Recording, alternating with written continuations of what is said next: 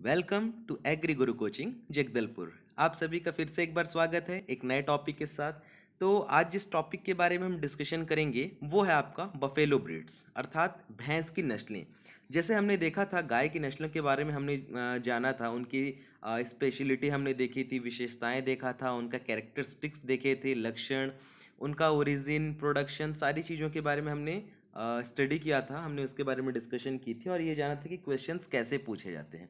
वैसे ही आपका जो बफेलो ब्रीड्स हैं उनमें से भी वैसे ही क्वेश्चंस आते हैं। इसमें अलग अलग नस्लें होंगी जिनका वर्गीकरण किया गया होगा। कुछ नस्लों की विशेषताएं बताई जाएंगी जो आपको स्पेशली एग्जाम में पूछे जाते हैं।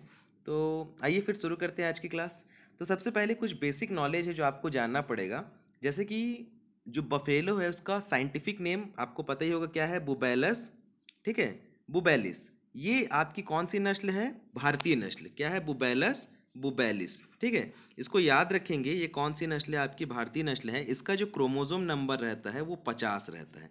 ठीक है, और इसको नदी वाली नस्लों के नाम से भी जाना जाता है। आपका एक साल क्वेश्चन पेपर में आया भी था कि नदी वाले नस्ल का, जो नदी वाले भैंस की नस्ल है उसका वैज्ञानिक नाम क्या है? तो बुबैलस बुबैलिस।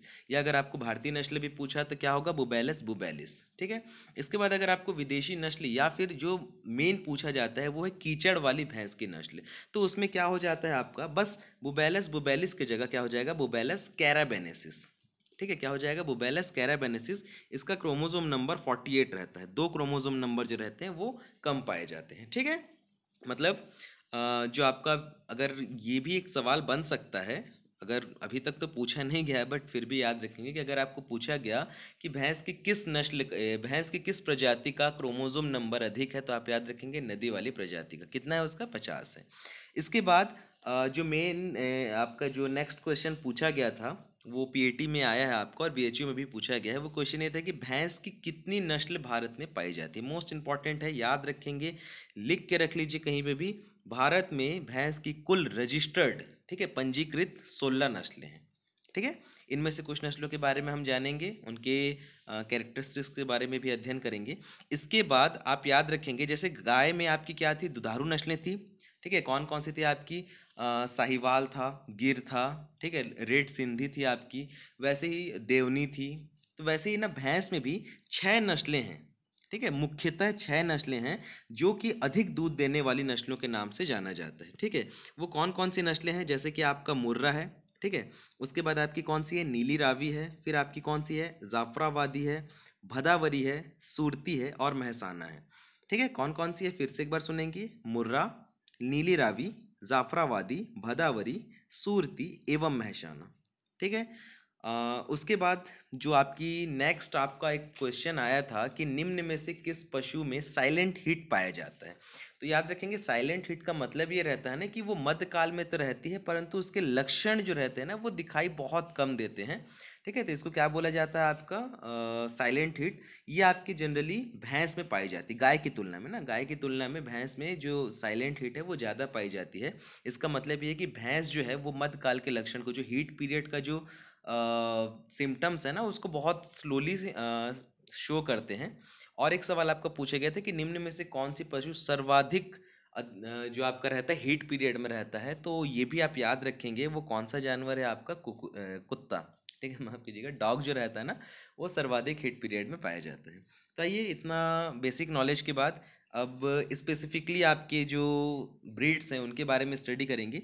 इस जब ये कंप्लीट होगा ना, इसके बाद मैं इसका क्लासिफिकेशन भी आपको बता दूंगा। ठीक है, क्लासिफिकेशन जनरली 3 टाइप का रहेगा आपका। पहला रहेगा बॉडी स्ट्रक्चर के बेस पे, सेकंड रहेगा आपका जो जियोग्राफिकल डिस्ट्रीब्यूशन के बेस पे, और थर्ड रहेगा एग्जॉटिक ब्रीड्स।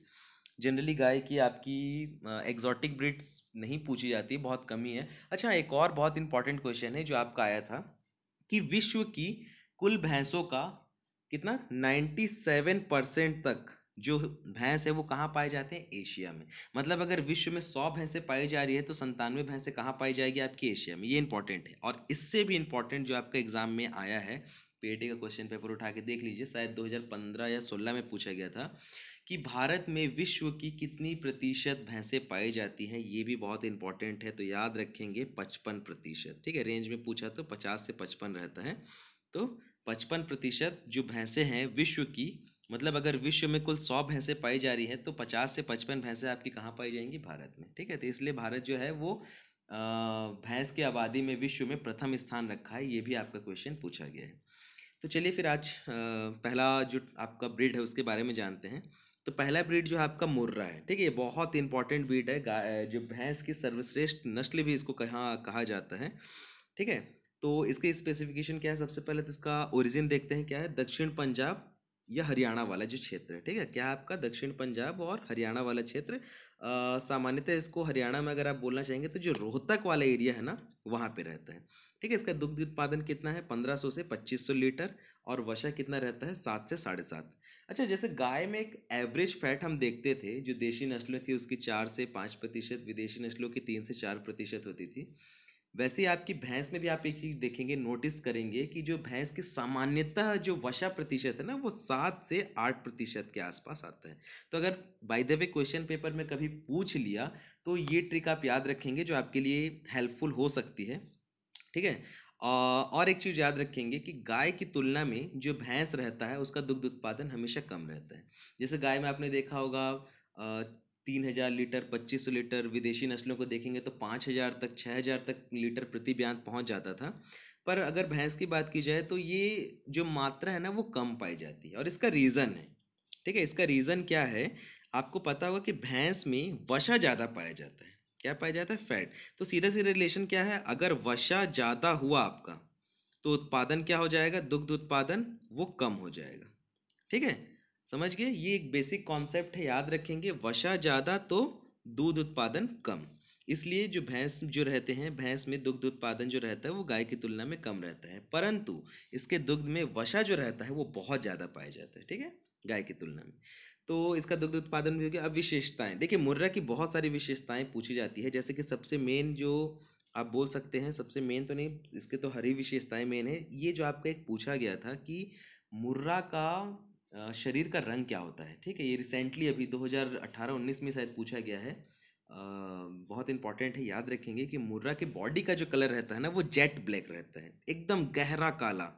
ठीक है, और इसका जो सिंग रहता है वो जलेबी आकार का। अगर आप यहाँ ध्यान से देखेंगे, देखिए इसका सिंग ऐसे कुछ है।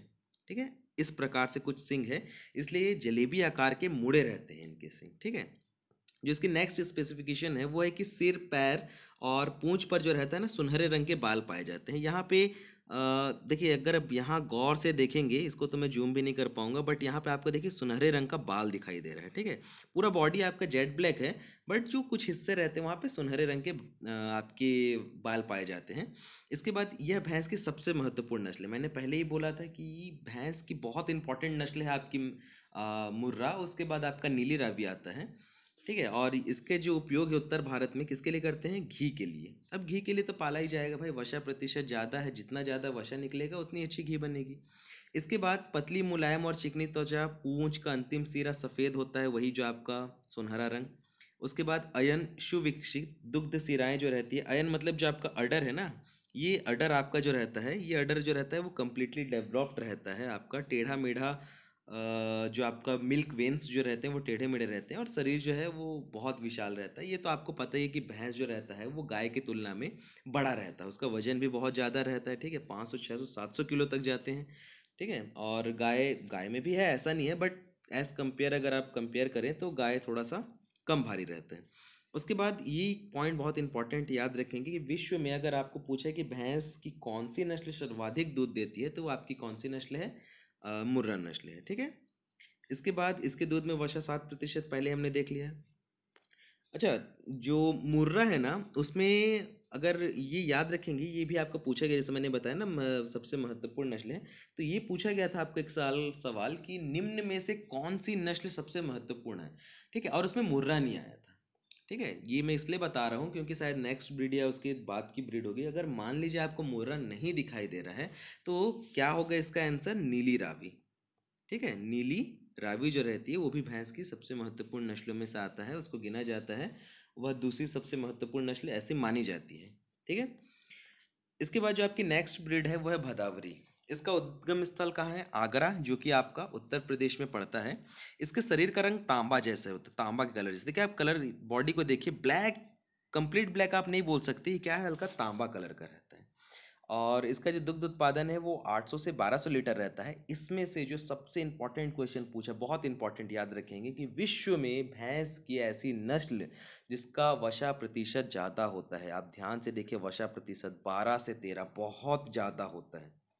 ठीक है, 12 से 13% बहुत ज़्यादा होता है। सामान्यतः मैंने कितने बताया था, जो आपका भैंस रहता है उसमें सामान्यतः आपका 7 से 8% पाया जाता है, परंतु आपका जो भदावरी है उसका वसा प्रतिशत सबसे ज़्यादा है, और सिर्फ इसीलिए घी व्यवसाय में इसका अधिक उपयोग होता है। देखिए, जितना ज़्यादा फैट रहेगा मिल्क में उतनी अच्छी घी बनेगी।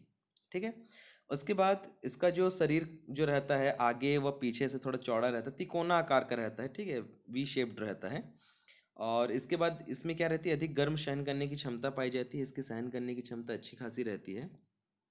नेक्स्ट जो ब्रीड है वो आपकी जाफराबादी है। देखिए, जाफराबादी का सबसे फेमस चीज़ क्या है पता है? सबसे भारी, यह भैंस की नस्लों में सबसे भारी नस्ल मानी जाती है। ठीक है, क्या मानी जाती है? भैंस की नस्लों में अगर आपको पूछा गया कि कौन सी नस्ल भैंस की सबसे ज़्यादा भारी है, तो याद रखेंगे कौन सी रहती है, वो आपका जाफराबादी। अच्छा, इसके बाद जो इसमें से क्वेश्चन पूछा जाता है, इसका ओरिजिन आपका गिर के जंगल काठियावाड़ में रहता है। ठीक है, और इसका जो काठियावाड़ गिर का जंगल मतलब आपका क्या है, गुजरात है। इसका दुग्ध उत्पादन 1400 से 1800 रहता है, और इसमें जो वसा प्रतिशत है वो वही कॉमन मैंने आपको जैसे बताया 7 से 8 के बीच में रहता है, तो 7 से 7.5 के बीच में इसका वसा प्रतिशत रहता है। इसके बाद इसको मिनी एलिफेंट के नाम से जाना जाता है, ये इंपॉर्टेंट है। अब देखिए, मिनी एलिफेंट मतलब हाथी। हाथी को तो पता ही है आपको क्या रहता है, बहुत भारी नस्लों में गिना जाता है, बहुत भारी पशु है, इसलिए इसको मिनी एलिफेंट कहा जाता है क्योंकि ये बहुत भारी रहता है।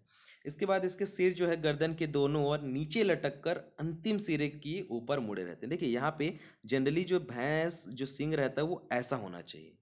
ठीक है, पर इसके केस में क्या है, बिल्कुल ही उल्टा, इसमें कान से लेके ऐसा उल्टा मुड़ के आया है। ठीक है, इसको अब कौन सा स्टाइल बोलेंगे मैं नहीं समझ सकता। अब कुछ अगर श्रृंगार के हों, कुछ कान के जो बालियाँ रहते हैं ना, अलग अलग स्टाइल के आते हैं, वैसे ही आप बता सकते हैं कि कान की बाली है इसकी, बहुत प्यारी लग रही है वैसे। ठीक है, तो याद रखेंगे कि ये भी आपका सवाल पूछा था कि निम्न में से भैंस की किस नस्ल में जो सिंग रहते हैं वो नीचे की ओर मुड़े रहते हैं, तो याद रखेंगे नीचे की ओर मुड़े रहते हैं। ठीक है, इसके बाद जो आपकी नेक्स्ट है नीली रावी।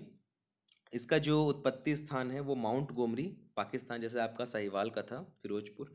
और इसका जो दुग्ध उत्पादन है 1600 से 1800 लीटर, वर्षा फिर वही 7 से 7.5 के आसपास रहती है। ये जो आपको पूछा जाता है ना नीली रावी से, देखिए इसमें से दो क्वेश्चन सबसे ज़्यादा आते हैं। पहली चीज़ तो ये आती है कि मुर्रा के बाद जो सबसे अच्छी नस्ल मानी जाती है। ठीक है, और दूसरा इसके आँख को लेके आता है, भैंस की सबसे सुंदर नस्ल, जैसे गाय का सबसे सुंदर नस्ल क्या था आपका, आयरशायर था ना, वैसे ही नीली रावी में जो सबसे फेमस चीज़ है इसकी बॉल आइज। ठीक है, अब ये बॉल आइज क्या रहता है, सतलज नदी की पानी की तरह नीली रहती है। मतलब अगर आपको कभी पूछा कि ब्लू आइज हिप्नोटाइज कर दी है मैनू, तो याद रखेंगे ब्लू आइज किसकी रहती है, आपकी नीली रावी की। ठीक है, jokes apart, it's a trick, याद कर सकते हैं आपकी अच्छी ट्रिक है कि ब्लू आइज आपकी कौन सी भैंस की रहती है, नीली रावी की। इसके बाद इसमें जो नॉर्मल डिस्क्रिप्शन है ये कि माथे पर सफ़ेद टीका रहता है, चेहरा थूथन, पैरों पर सफ़ेद धारियाँ, मतलब धारियाँ मतलब आपके लाइंस बने रहते हैं। ठीक है, अलग अलग, ये देखिए आपको दिख रहा होगा ऐसे ऐसे। ठीक है, धारियाँ रहती हैं, मतलब ब्लैक के ऊपर हल्का सा वाइट कोटिंग। ठीक है, और कुछ नहीं है, इतना ही है। इसके बाद जो आपकी नेक्स्ट ब्रीड है वो महसाना है। ठीक है, महसाना भी बहुत इंपॉर्टेंट ब्रीड्स में गिना जाता है, जैसे मैंने बताया था 6 दुधारू नस्लों में आपकी महसाना भी है। इसका उद्गम स्थल क्या है आपका, बड़ोदरा, गुजरात। दुग्ध उत्पादन और वसा प्रतिशत फिर 1200 से 1800 और 7 से 7.5 के आसपास। इसमें जो आपको पूछा जाता है वो दो सबसे इंपॉर्टेंट है, सबसे जो बहुत ज़्यादा आज तक पूछा गया और जो पूछा ही जाता है, ये आपके आईसीआर में भी आया था, आपके क्या था आपका, ये वेस्ट बंगाल के जो एग्जामिनेशन होता है उसमें भी ये क्वेश्चन पूछा गया था। ठीक है, पर्सनली मैं इसलिए जानता हूँ क्योंकि जिस साल मैंने पेपर दिया था यही क्वेश्चन आया था कि महसाना किन दो नस्लों के संकरण से बनी है। बहुत इंपॉर्टेंट है, याद रखेंगे, मुर्रा और सुरती। ठीक है, किसके क्रॉस से बनी है, मुर्रा और सुरती की क्रॉस से जो आपकी भैंस की नस्ल बनी है वो महसाना है। और दूसरा जो इंपॉर्टेंट है कि लंबे समय का दुग्ध काल होता है। जनरली देखेंगे अगर आप तो जो भैंस का दुग्ध काल होता है वो रहता है आपका 300 दिन का, गाय का भी सेम ऐसा ही है। ठीक है, बट इसका जो दुग्ध काल रहता है ना वो थोड़ा सा बढ़ जाता है, 310 315 दिनों के आसपास तक इसका पाया जाता है। नेक्स्ट है आपका सूरती। देखिए, सूरती नाम से आपको समझ आ रही है, सूरत, सूरत गुजरात।